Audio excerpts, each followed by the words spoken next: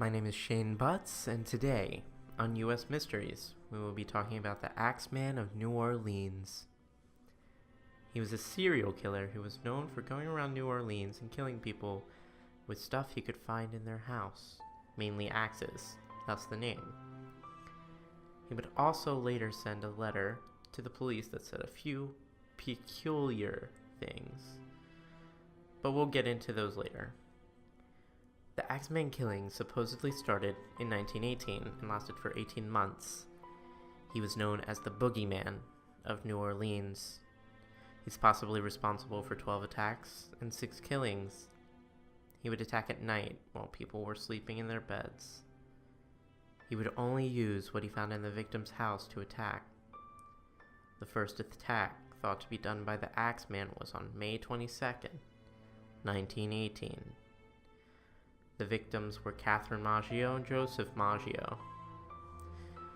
First, the Axeman took a razor that he'd found in the house and slit their throats while they slept, nearly decapitating Catherine.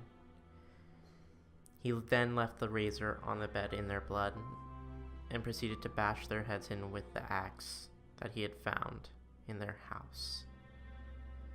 The bottom panel of the back door was knocked out and they found a set of bloody clothes. Then, on June 27, 1918, Anne Harriet Lowe and Louis Bessemer were attacked. The signature axe was found in the bathroom. Louis lived, but Anne did not. Before her death, however, she said that she blamed Louis for the attack. Afterwards, on August 5th, 1918, another attack occurred. Mrs. Schneider was attacked and had her head bashed repeatedly with a lamp beside her bed. Although she would later survive and 2 days after the attack, give birth. Then, after she gave birth, 3 days later, Joseph Romano was attacked in his home. His nieces lived with him. However, they weren't attacked, and would later describe the attacker as dark-skinned, heavy-set, wearing a dark suit and a slouched hat.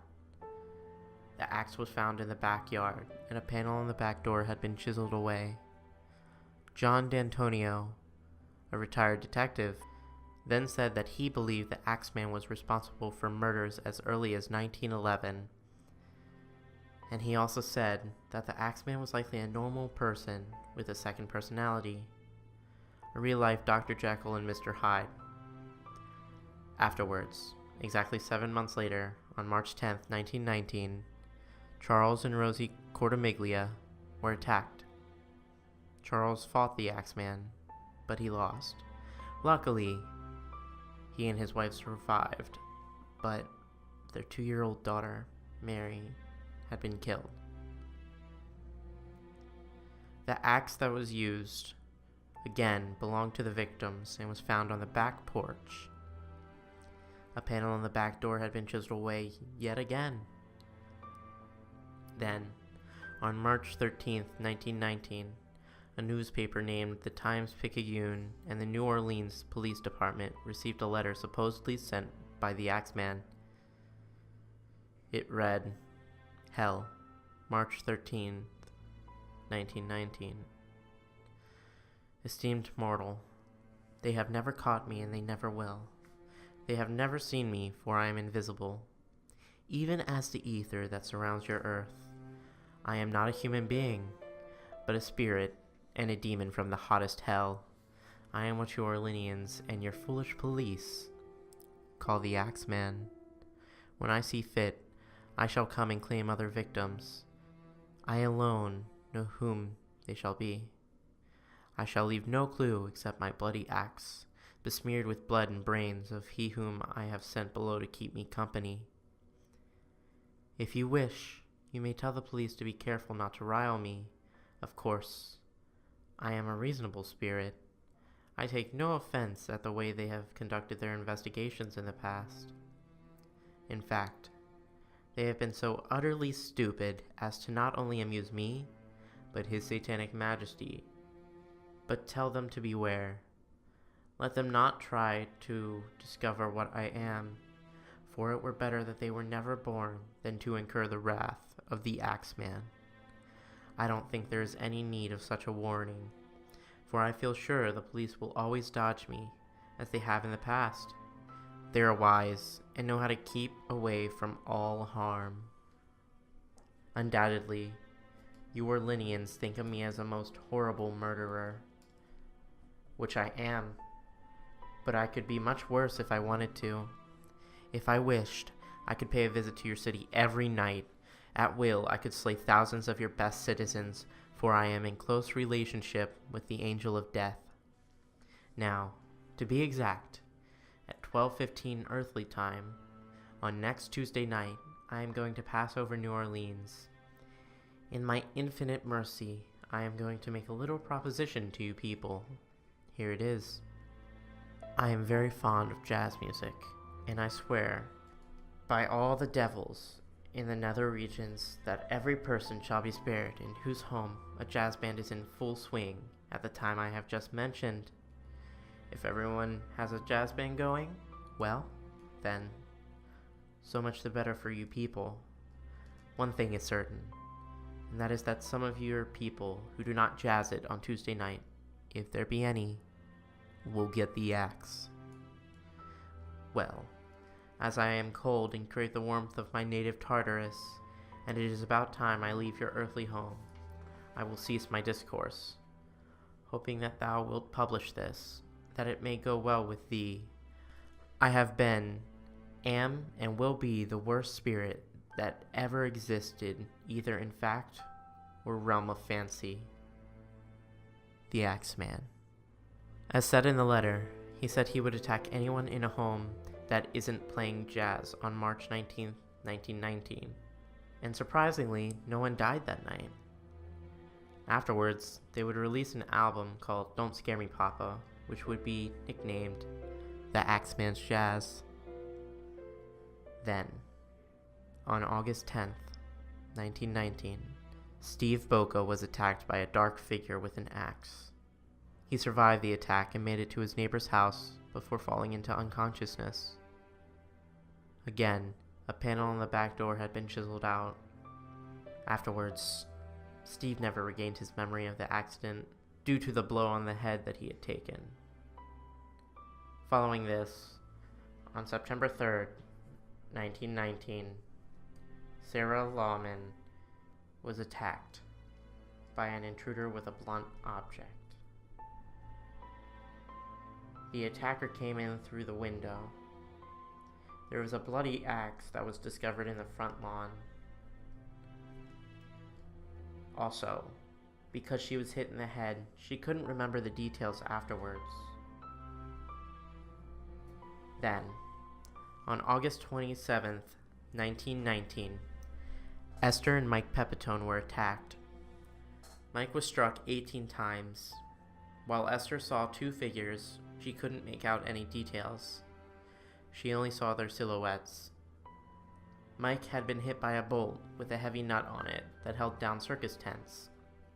Not surprisingly, there was a circus in town that weekend.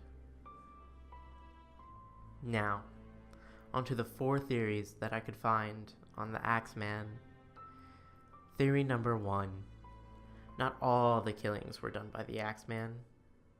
People suspect that Mike Pepitone, the last victim, was attacked by the mob due to his father killing a man in the past. Then, in the case of Louis Bessemer and Anne Harriet Lowe, Bessemer was arrested for Anne's murder, and later evidence suggested he was a German spy. This was further supported by the fact that Anne said she blamed Bessemer for her death just before she succumbed to her wounds. Some think that this was simply a domestic dispute. However, Bessemer was acquitted because they believe the Axeman did it based on the 3 reoccurring factors. It happened at night, while they were sleeping, and with an axe. Theory number 2. There was a copycat that did some of the murders. This is because Joseph Romano's nieces saw a heavyset man, not someone who could fit through a bottom panel on the back door. Theory number 3. Based on the same reasoning that a heavyset man couldn't fit through the back door, people believe that the Axeman was truly a supernatural creature who could somehow fit through small places. And our fourth and final reason is probably the most believable. This was that Joseph Mumfre was the Axeman. This is because of Esther Pepitone. Esther had survived and moved to Los Angeles and remarried a man named Angelo Albano. Then, on the second anniversary of her late husband's death, her current husband, Angelo, suddenly disappeared. Shortly before his disappearance, however, Angelo stopped business relations with a man who went by many names. Of those names, it includes the name Joseph Mumfre. Then, on December 5th, 1921, Mumfre visited Esther's home. He demanded $500 and all her jewelry, or he would, quote, kill her the same way he killed her husband, end quote. However, she then pulled out a revolver and shot him several times. When she was arrested for his murder, she claimed that Mumfre was the Axeman. They then considered Mumfre.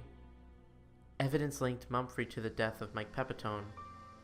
After they learned this, she was acquitted for Mumfre's death. Mumfre was the leader of a blackmailing gang in New Orleans that targeted Italians, and almost all the Axeman's victims were Italian grocers. He had also been in and out of prison for the past 10 years, through the years 1911 to 1921. And his time outside of the prison is congruent with the Axeman attacks. However, only circumstantial evidence pointed to him. Eyewitness accounts can be wrong, and no direct evidence connects him. Also, Esther originally said there were 2 men, so either she's lying, or there's more than a single Axeman.